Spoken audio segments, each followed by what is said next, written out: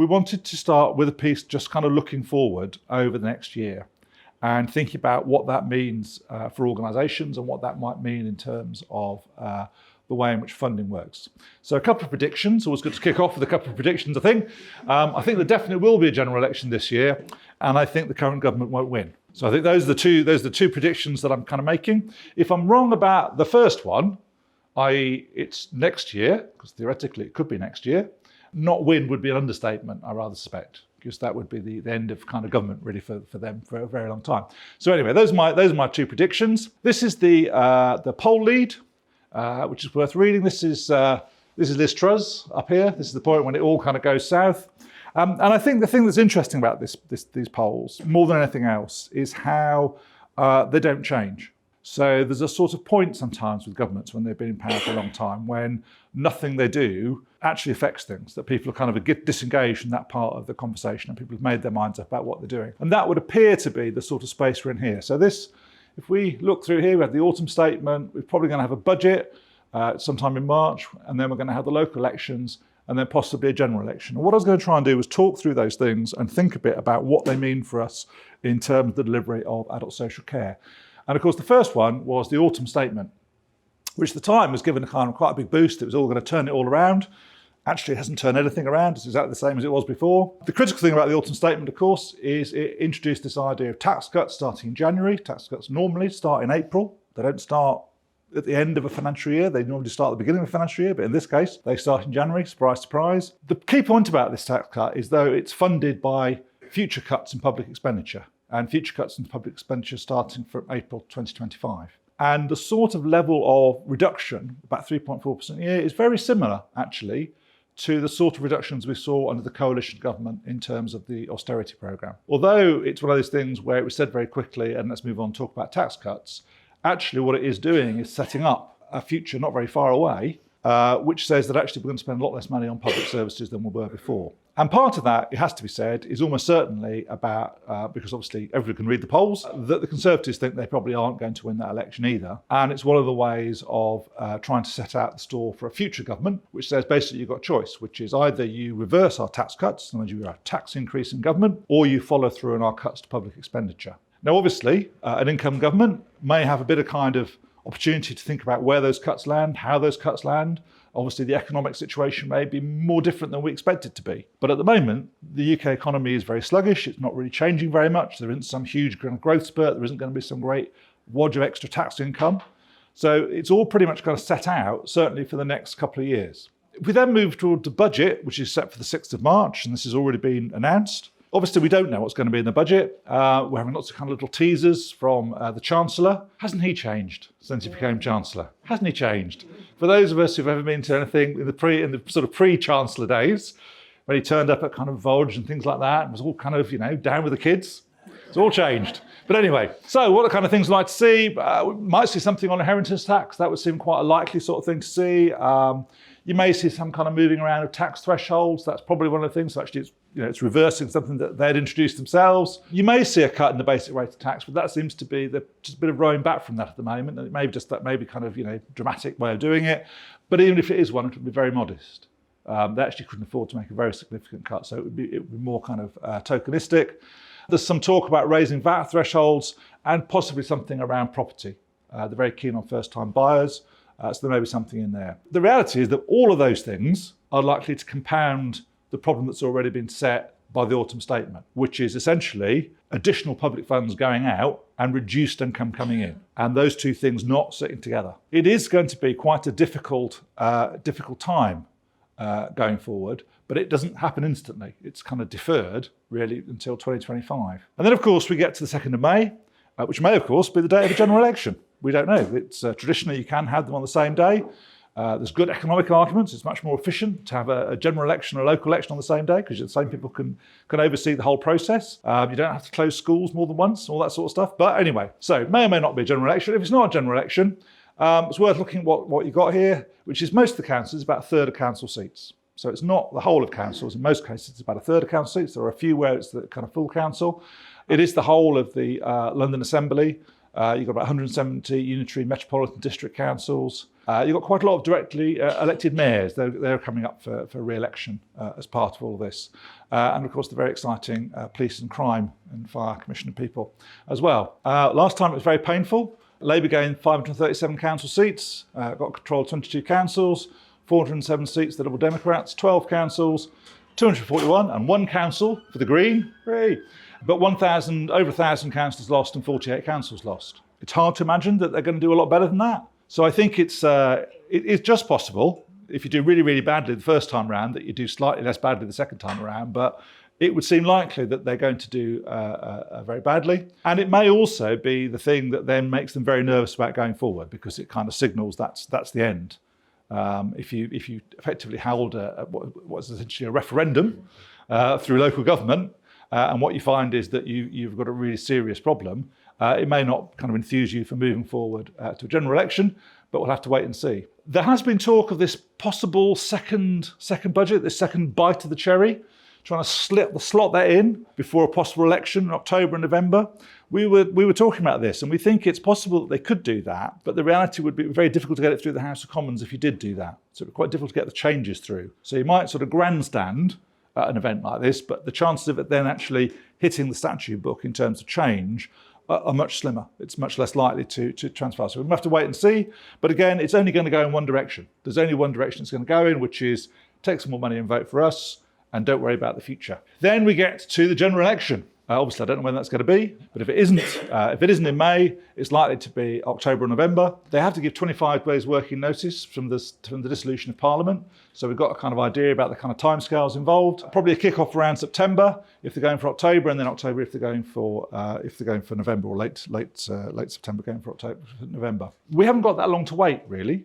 Obviously, the election campaigns have already started, and it's only going to get more intense. We're only going to see more and more stuff, which is essentially campaigning as we go forward. It's very difficult to obviously know what the kind of result's going to be, apart from saying that I don't think the Conservative Party are going to be able to form a government of any description. After that, I think it's quite difficult to call. This is a very unusual election. There are lots of factors in this election that haven't been there before. We've got the kind of new constituency boundaries. We haven't actually tested those in any kind of way before. There's this new right to vote for British citizens. I'm sure you've all read about it. So people who haven't even been in this country for 50 years have suddenly got the right to vote again. Weird, eh? I think done a bit of research to find out who those people are. There is a strong belief that these are strongly conservative supporters, the kind of expats community. That's why, in fact, they've appointed someone, I believe, the Tories, to go around and kind of drum up the kind of expat vote. Obviously, the kind of application of voter ID requirements, which is probably going to be quite a lot stricter, I suspect. And we're going to actually see numbers of people kind of excluded from voting. Obviously, this is the post-Brexit election. That's a weird thing to say, isn't it? It feels like we've had all these elections, but actually it's not. This is the first election we will have had since Brexit. Obviously, it's the first proper election we've had since the pandemic, and it's also the first election we've had since 2 changes of Prime Minister, which, if you stop and think about it, is quite mind-boggling as a kind of concept. So it's quite difficult to know what all of that mixed together might mean. And I think it may be that it's quite an unpredictable picture. Or a picture that's not as clear-cut as people think it's going to be, other than it isn't going to be a Conservative government. Labour, I think, more than likely to form the next government, and I think probably with a working majority, but it may not be a huge working majority, but certainly with a working majority. And they're going to be confronted almost immediately with having to make decisions about public expenditure, because obviously April is going to be hoving into view. If you've won an election at the end of the year, you can see the start of the new financial year coming towards you, and actually you would already have started to have planned for spending reductions even before you got there. So there's going to be a huge amount of pressure on that government from day one to figure out what it does in relation to spending cuts and in relation to increasing tax. And I've no idea what they're going to do. All I can see is that they're probably going to try and mitigate the impact of those things as much as possible. And I wouldn't be entirely surprised, and this might sound like an outrageous suggestion, I would be surprised if the can is kicked a bit further down the road, because that would be the obvious thing to do, is to try and buy yourself a bit of time by kicking the can a bit further down the road. I think some areas will probably be safe whatever happens, NHS, state pensions, etc. The big decision for Labour is what they do about local councils. That's really the big decision for Labour. Where do they stand in terms of funding local councils? Local councils are one of the areas that have massively borne the brunt of austerity, and we're seeing the consequences of that. So what we're seeing is a kind of desperate toss of £500 million at social care without any particular warning and no great sort of planning, in the hope that it all kind of holds it all together. But none of these things kind of bode particularly well. But I do think that there is a chance that Labour will have to take a different set of decisions about what they think about local government and where it sits in terms of taking the kind of hit in terms of public expenditure. What I do think, though, is it's quite hard to imagine a scenario in which you're seeing lots of new money. That's what I do think. And I think you're more likely to see bits and pieces of reductions, maybe more targeted reductions, maybe more specific reductions, but I think you're not going to see lots of new money. So what does that really mean in terms of your planning? If ever there were a couple of years, which would be a really good idea to make a surplus, it would be these two. It really would be the year to try and put some money away. So it is worth thinking about that. It is worth looking. I know it's a bit late in the day for some of that, but it is worth looking and thinking about, are there opportunities that we can do to try and actually build up a kind of surplus at the end of the year. I think it really says that you can't run loss-making services. And I know I say that, and everyone goes, yeah, that's right, you can't run loss-making services. But I actually know most people do run loss-making services. Funny old world, isn't it? But those two things just don't sit together anymore, because actually the reality of running loss-making services is you are actually risking the long-term stability of your organisation. And I think the other part of it is this issue about the true return on services. And we tend to do that in a kind of formulaic way. So we say, oh, this has got this number of staff, therefore it takes this amount of the HR department, takes this amount of this. Actually, if you stop and think about quite a lot of the services, you know there are services, quite often small services, which consume huge amounts of people's time, because they don't work properly, or because there's complaints, or because the local authorities are paying. And so it is worth trying to think a bit more realistically about what are the services that actually do make a good rate of return, and what are the ones that may look like they do okay on paper, but in reality, if you actually topped up all the time you're spending on them, actually they're not making a good rate of return at all, they're terrible. But mathematically it looks okay. So there is something to think a bit more, I think kind of fairly tough about what is the rate of return that people are making on services. I think also the specific circumstances of each individual council are going to become more and more key in terms of their negotiations and what they can do and what they can't do, and what headroom they've got in terms of the things that they might be able to offer you. And I think that understanding where people are at and understanding where you sit in their market is going to become increasingly important. So are you really key to their market, or are you just actually one of many? In which case, actually, if you're not there, it's not a problem. So there's thinking about some of those things, it's thinking through how important those are. And I suppose my last point, which I haven't talked about for a very long time in any kind of public forum, would be this issue about economy of scale. I'm not particularly convinced that there are massive harvestable efficiencies within the delivery of adult social care anymore. I mean, I'm sure there are bits and pieces that you could do, but I mean, fundamentally, I don't think there's a way of doing it much more cheaply than it's being done at present. And therefore, the only other route to try and increase efficiency that's open to you is something about economy of scale. And economy of scale is about kind of mergers. And it's not about mergers saying, oh, we're all going to fall apart, but it's mergers about saying, actually, we could create something which is stronger and more robust than we started with. And it's anticipating those things, and it's trying to get ahead of that game rather than wait for it to catch us up. I won't say any more about it, but I do think it is something that people need to think about, because I think that actually it's hard to see what other things you could do, and I know that there's quite a lot of quite big organisations in the room right now, and actually you've probably done most of the stuff you can do. So it is worth thinking through. And then I thought, just push a bit further forward. Let's look into the sunny uplands and see where we're going. That's a bit bold, isn't it? The first term of a Labour government, but I put it up there and I thought, actually, that's probably about right. Obviously, if the election comes sooner, it'll kind of shunt that way a bit, because it's about the sort of term office that you'd expect from a Labour government. That's about where you'd be. You'd have to think you need a white paper on a national care service pretty early on. And if you look at some of the stuff that's gone on in Scotland, that may be quite a tricky thing to pull together, actually. It might be quite tricky together, because there's a real thing about how do you resolve the kind of local national piece, and that's the bit that's made it very difficult in Scotland.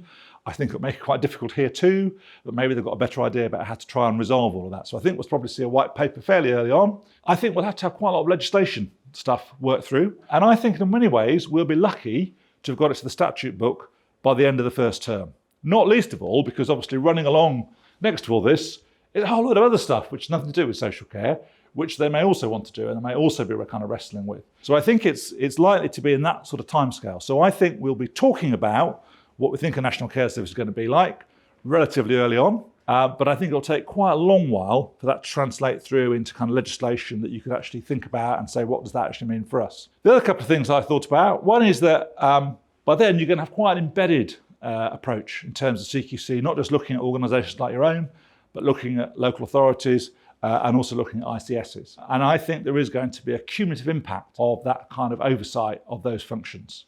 I don't think it's an instant thing, but I think it builds over time. And the last thing I thought I'd throw in is during this period of time, by the end of this term of office, you could be looking at a population of about 70 million people in the UK. And the proportion of those that are older is going to be significantly greater. So even respective of all the kind of political stuff that's going on, there's a whole kind of population issue that's kind of trundling along behind all of this, which any government is going to have to start to think about.